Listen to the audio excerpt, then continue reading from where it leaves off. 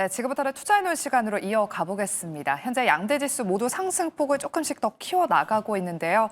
오늘 장에 나온 핫한 이슈들과 종목들 한 큐에 정리하고 또 투자 전략까지 한번 세워보도록 할게요.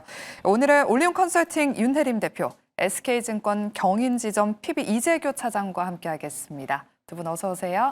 안녕하세요. 네, 또 마지막 순서로는 두 분의 탑픽주가 준비되어 있습니다. 기대해 보도록 하겠고요. 먼저 증시 전망에 대해서 짧게 한번 이야기해 보겠습니다. 저희가 생쇼 방송 중에 일본 중앙은행이 결국 금리를 인상했습니다. 만장일치로 기준금리 25bp가 인상되면서 1995년 이후 30년 만에 처음으로 기준금리 0.5%의 벽을 넘어서게 되는데요. 먼저 윤혜림 대표님. 앞으로 글로벌 증시에 어떤 영향이 있을지 많은 분들이 또 주목하고 있습니다. 지금 BOJ가 금리 인상했음에도 불구하고 우리 증시는 지금 강세를 보이고 있는데 일각에서는 엔캐리 청산 물량에 주의해야 된다라는 이야기도 있고요. 또 한편에서는 당연히 BOJ가 금리 인상하는 거 이미 기정사실화된 내용 아니냐, 이슈가 이미 시장에 다 선 반영이 됐다라고 이야기하는 분들도 있습니다. 우리 대표님의 생각은 좀 어떠실까요? 네, 오늘 오후장 증시가 방금 앵커님께서 얘기한 대로 다 흘러가고 있어서 일단 금리 인상은 이제 BOJ 금리 인상이 유력했고 이미 증시에 선반영이 됐기 때문에 막상 금리 인상을 하니까 크게 좀 코스피 코스닥에 타격이 없다. 그리고 엔화가 그렇다고 해서 폭발적으로 오르는 것도 아니고 여전히 일본의 실질 금리는 낮기 때문에 우리가 우려하고 있는 엔캐리 트레이드 청산으로 인해서 뭔가 이런 시장의 충격성이 크게 나올 것 같다. 저는 이 부분에 동의를 하지 않고 있고요. 그래서 이제 점점 우리가 글로벌적인 이런 빅 이벤트들이 어느 정도 끝났고 그렇기 때문에 이제 연말 랠리를 시도해 볼 만하다 이렇게 생각을 하고 있는데 여기서 코스피 지수의 위치가 갑자기 4,100, 200, 300으로 간다 이렇게 얘기하기보다는 이제 연말도 그렇고 내년도 그렇고 조금 철저하게 더욱더 이런 개별 종목 장세가 이어질 것으로 전망을 하고 있습니다. 그래서 일단 고금리 장기화보다는 우리가 전반적인 방향성이 이제 금리 인하 완화 인식으로 확산이 되면서 성장주나 중소형 중에 우호적이다 이렇게 판단을 하고 있고요. 다만 최근 국내 증시의 이런 환율 그리고 글로벌 변수가 계속해서 이제 대형주 단에서 좀 부담으로 작용을 하고 있습니다. 그래서 우리가 코스닥 완화 이런 코스닥 투자 정책들도 계속해서 이어지고 있기 때문에 저는 이제 연말 내년에는 환율과 연동되어 있는 외국인 투자와 연결되어 있는 코스피보다는 우리가 여러 가지 방향성을 고려했을 때 외국인 투자자의 이런 비중이 적은 코스닥 쪽으로 가는 게 맞다라고 생각을 하고 있고요.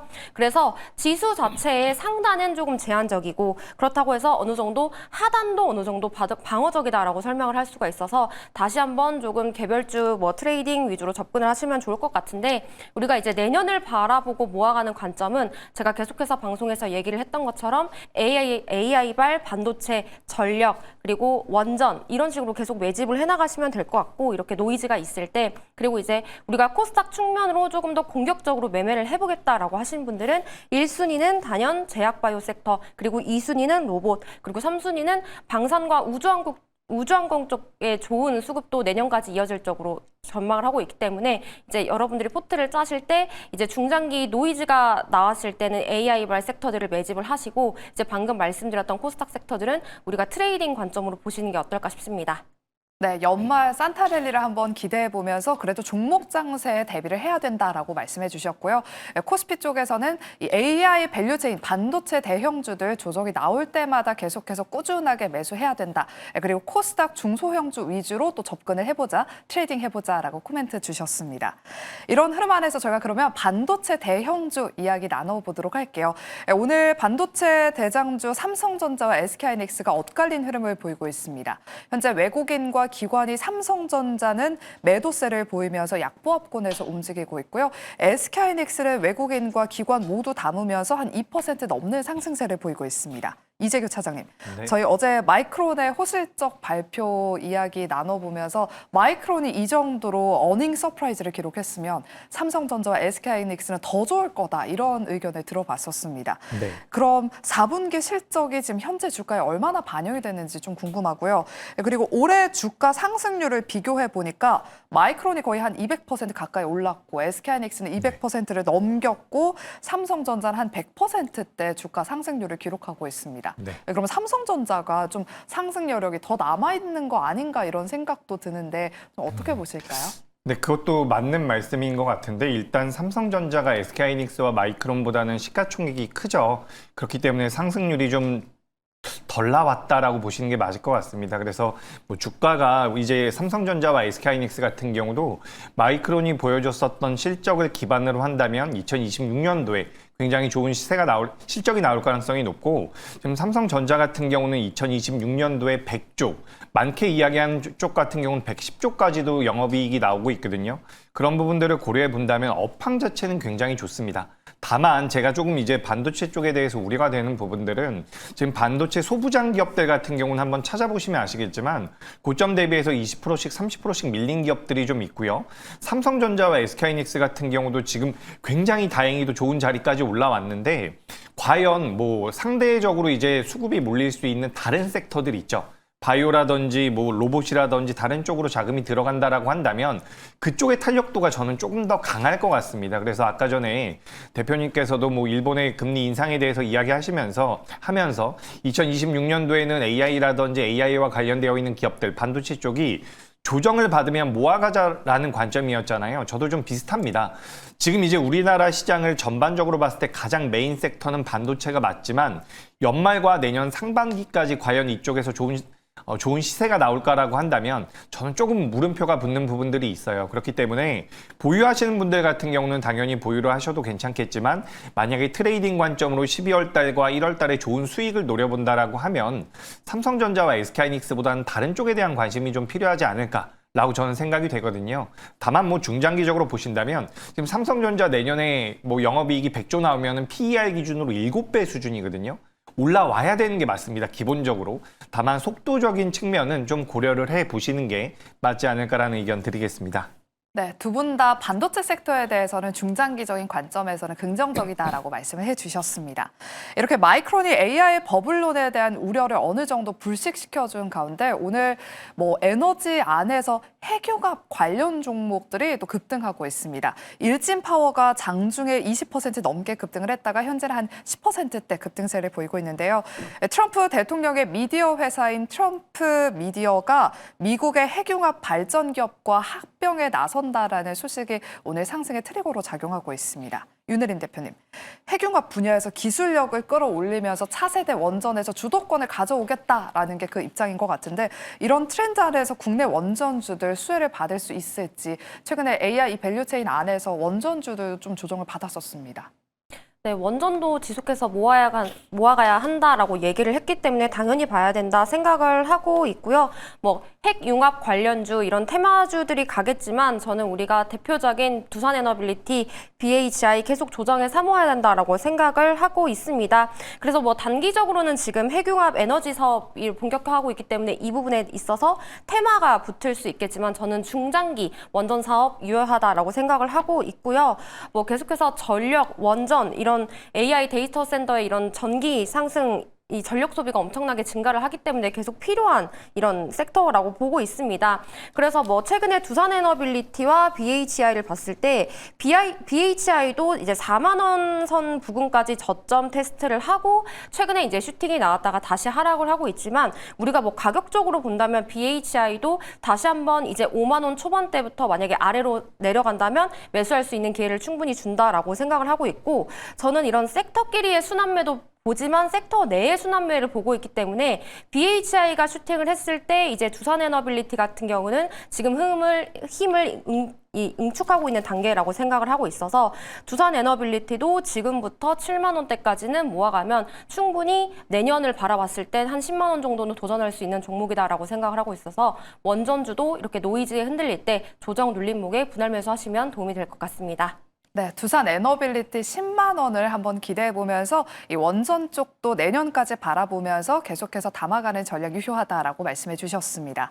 네, 다음은 우리 대표님이 말씀해 주셨던 코스닥 안에선 제약바이오와 로봇을 봐야 한다라고 강조를 해 주셨는데 차례로 이야기 나눠보도록 할게요.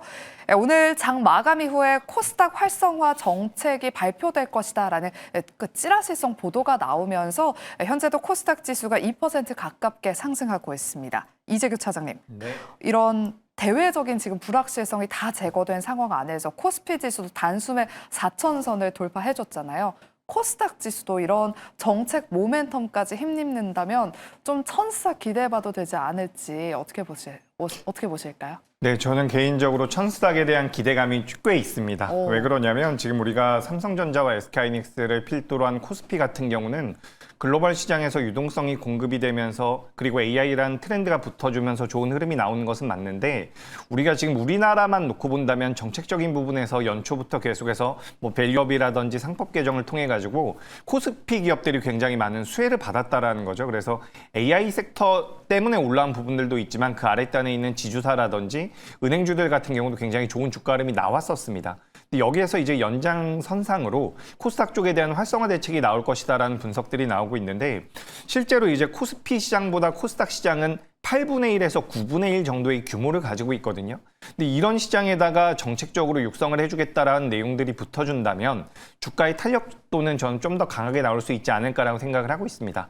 그래서 오늘 뭐 제약바이오도 많이 올라오고 있고요. 로봇 쪽도 많이 올라오고 있는데 말씀드린 대로 규모가 좀 작다라는 부분 그리고 연기금이 우리나라에서 운용하고 있는 자금이 1,300조 정도가 됩니다.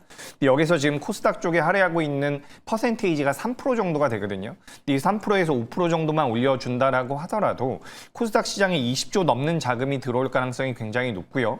요즘에 이제 또 주식 투자하시는 분들 많이 접하시는 게 그 발행어음이라는 사업을 증권사들에서 하기 시작을 했거든요.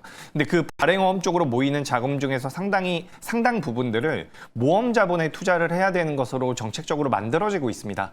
그렇다라고 한다면 코스닥 시장으로 자금이 뭐 연간 기준으로 봤을 때 20조에서 30조 정도 추가 유입이 된다라고 한다면 그런 센티적인 부분들만 고려하더라도 전 상승의 가능성은 있다라고 생각이 되고 있어요. 그렇기 때문에 저는 코스닥 같은 경우는 원래 계절성도 좀 가지고 있거든요. 매년 1월 달과 2월 달에 좋았었던 부분들 그리고 우리나라 코스닥 시총 상위주들을 채우고 있는 제약바이오 같은 경우도 내년 1월 달에 모멘텀들이 좀 있죠. 그런 관점으로 본다면 전 우리가 1000포인트 정도는 한번 노려볼 수 있지 않을까 이렇게 좀 생각이 돼서 당분간은 코스피보다는 코스닥이 좀 더 재밌을 것 같다라는 의견 드리도록 하겠습니다. 네, 천스닥을 기대해보면서 당분간은 코스닥 위주로 트레이딩 해보자라고 말씀해 주셨습니다. 네, 그렇다면 코스닥 안에서 가장 또 기대되고 있는 섹터가 바로 제약바이오인데요. 알지노믹스가 어제 신규 상장하자마자 따따블을 기록했고 현재도 상한가에 거래가 되면서 뭐 좀처럼 살 기회를 주지 않는 것 같습니다. 윤혜림 대표님, 최근에 제약바이오 IPO 그 신규 상장한 종목들 분위기가 너무 좋은 것 같아요. 저희가 잠시 후에 자료로도 내년에 또 신규 상장하는 그 제약바이오 종목들 띄워드릴 텐데 전반적으로 눈높이를 조금 더 올려봐도 될까요? 이제 제약바이오는 단순 기대감이 아니라 우리가 내년에는 실적을 좀 기대해 볼 수 있는 뭐 섹터이기도 하고 워낙 금리 인하하면 제약바이오 그리고 지금 온 우주의 기운이 코스닥으로 가고 있기 때문에 단연 축은 제약바이오와 로봇이라고 생각을 하고 있습니다. 그런데 이제 한 1, 2주 정도 지금 시장에 조금 질이 안 좋고 약간 이제 좀 변동성 장세 이런 혼돈 장세이다 보니까 상대적으로 IPO주에 좀 이제 단기 수급이 몰린다 이렇게 생각을 하고 있어서 제약바이오도 상방은 열려 있지만 우리가 선별적으로 좀 종목을 잘 선택해야 된다라고 생각을 하고 있습니다. 그래서 이제 오늘 뭐 오전장만 해도 스페이스 X 쪽으로 좀 자금이 몰리다가 지금 점심 들어서 다시 한번 제약바이오 로봇 쪽으로 좀 수급이 확산이 되고 있어서 제약바이오는 이제 개인들이 좀 공부를 하기 어려운 종목이기 때문에 저는 그냥 항상 시가총액 위주로 좀 상위 위주로 보셔라라고 말씀을 드리는 편인데요. 지금 코스닥 시가총액 상위 순으로 우리가 조금 차근차근 바라봤을 때 오늘 알테오젠 같은 경우에도 이제 저점 지지를 하고 40만 원 안 깨는 모습으로 지지를 하고 다시 한번 고개를 드는 모습이기도 합니다. 그런데 이제 알테오젠이 코스피로 넘어가게 된다면 우리가 코스닥의 대장은 ABL 바이오죠. 그래서 ABL 바이오도 지금 한 19만 4천 원 선인데 충분히 어느 정도 눌림목 이후에 22만 원 다시 한번 트라이 해볼 수 있겠다 이렇게 생각을 하고 있고 그래서 제약바이오는 선별적으로 봤을 때 우리가 시가총액 상위 종목들 알테오젠, ABL 바이오 그리고 리가켄 바이오 그리고 앞서 코너에서도 3천당 제약을 뽑아주셨는데 저는 이 부분도 좋다라고 생각을 하고 있고 오늘 장중 외국인 이제 상위 종목을 보니까 D&T 파마텍이 포함되어 있더라고요. 그래서 어느 정도 조정을 겪었고 이제 비만 당뇨는 꾸준히 좋기 때문에 이 상위 종목 한 5개 위주에서 여러분들이 좀 선별적으로 접근을 해보시는 게 어떨까 싶습니다. 네, 시총 상위주 중심으로 제약바이오 종목들 눈여겨보자라고 말씀해 주셨습니다. 그리고 로봇주도 같이 좀 여쭤볼게요. 지금 채팅창이 SPG 이야기로 뜨겁습니다. 거의 뭐 상한가 부근까지 올라오면서 지금 24%대 급등세 보이고 있고요. 거의 9만 원 선 부근까지 올라왔습니다. 윤혜림 대표님, 로봇주도 아까 제가 제약바이오 다음으로 봐야 되는 섹터다라고 하셨잖아요. SPG가 만약에 오후에 상한가에 안착을 한다면 다음 주에도 좀 로봇주 랠리를 기대해봐도 될지, 그리고 좀 덜 오른 종목들, 로봇주 어떤 종목 좀 좋게 보세요? 너무 오르긴 했는데. 일단 뭐 이렇게 빠지면 우리가 어떡하지 하다가도 이렇게 올려버리면 또 어떡하지가 되는 게 로봇주인데, 맞아요.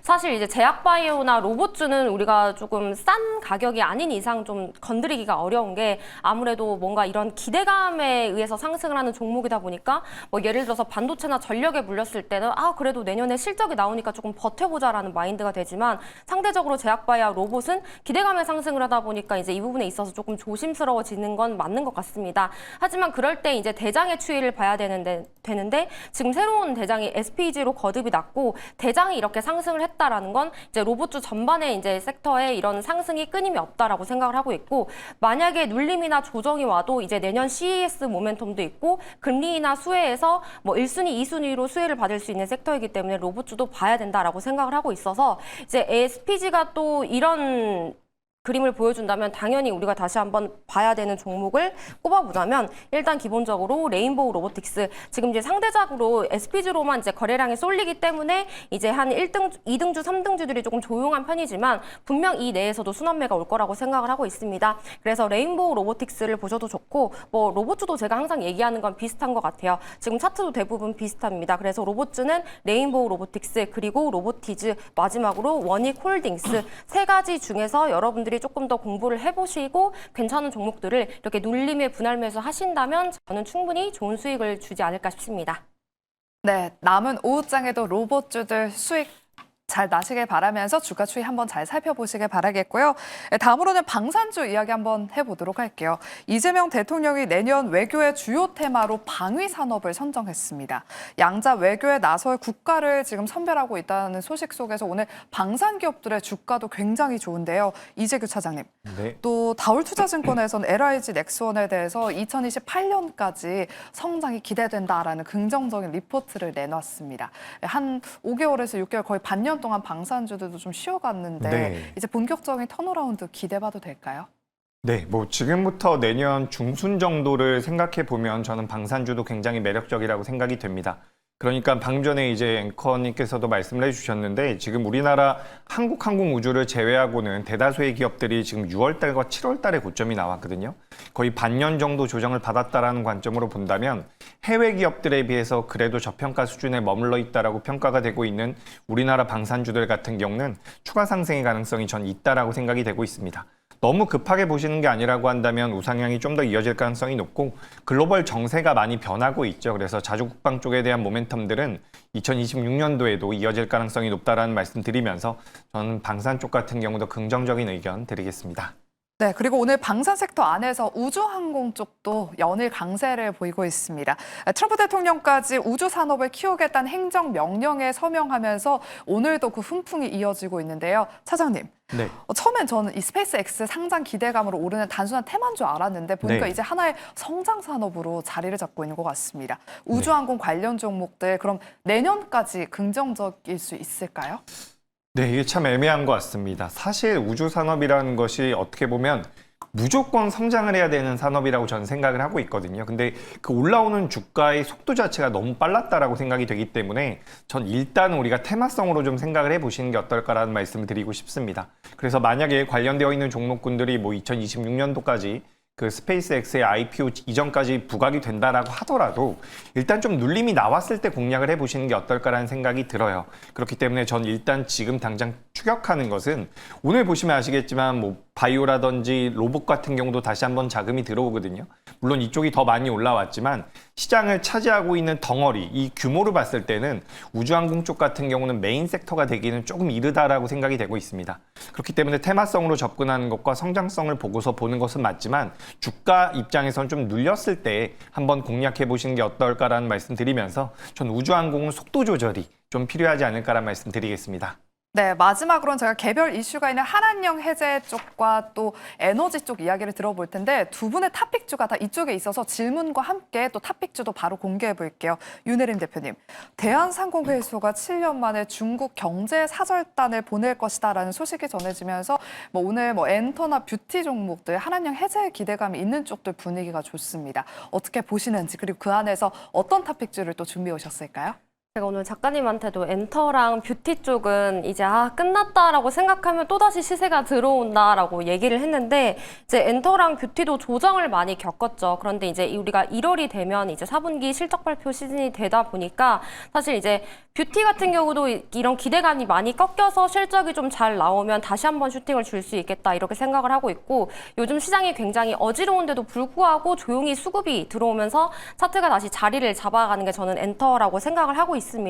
그래서 우리가 AI발 반도체 전력처럼 모아가기보다는 단기적으로 내가 조금 다른 섹터에서 빠르게 수익을 내고 싶다라고 하시는 분들은 엔터나 뷰티에 이런 뉴스와 시세가 들어왔을 때 다시 한번 보면 좋겠다라고 생각을 해서 오늘 탑픽도 엔터주로 가져왔고요. 그래서 우리가 엔터주에서 탑픽이라고 했을 때 가장 많이 언급되는 게 하이브입니다. 내년 예상 영업이익률이 이제 10%대를 전망을 하고 있고 BTS가 완전체 복귀를 했을 때 이제 북미 위주로 콘서트를 돈다면 다시 한번 좀 슈팅이 있을 수 있겠다라고 생각을 하고 있습니다. 그래서 하이브의 목표 주가 35만 원 그리고 손절가는 28만 원 제시해드리겠습니다. 네, 오늘의 탑픽주 엔터 안에서 하이브를 가지고 나오셨고요. 이어서 또 에너지 쪽 이야기 나눠보도록 할게요. 이재명 대통령이 업무 보고에서 햇빛 연금을 또 모범 사례로 언급을 하면서 오늘 태양광 관련 종목들 분위기가 좋습니다. 이재규 차장님. 네.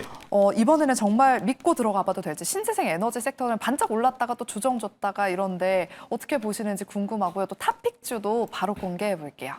네, 일단 저는 태양광이나 신재생 에너지 쪽 같은 경우는 지금부터는 좀 체크가 필요하다라고 보여집니다.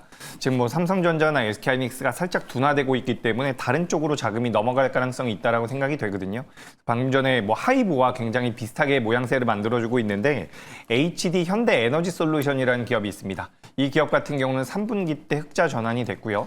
4분기부터 내년까지 넘어가는 과정에서 수익성이 계속해서 개선될 가능성이 높다라고 판단이 되기 때문에 선순환의 관점으로 신재생 쪽은 보시는 게 좋을 것 같고 그중에서 이제 풍력 쪽보다는 태양광 쪽으로 자금이 들어올 가능성이 있다라고 생각이 돼서 오늘은 좀 올라왔지만 현재가 이하에서 좀 차분히 모아가신다면 괜찮은 결과가 나올 가능성이 높다라는 그런 의견 드려보도록 하겠습니다. 네, HD 현대 에너지 솔루션 오늘의 탑픽주로 소개해 주셨습니다. 저희가 준비한 순서는 여기까지입니다. 남은 오후장도 매일경제TV와 함께 하시길 바라면서 저는 다음 주 월요일 12시 이 시간에 돌아오도록 할게요. 끝까지 함께 해주신 여러분 고맙습니다.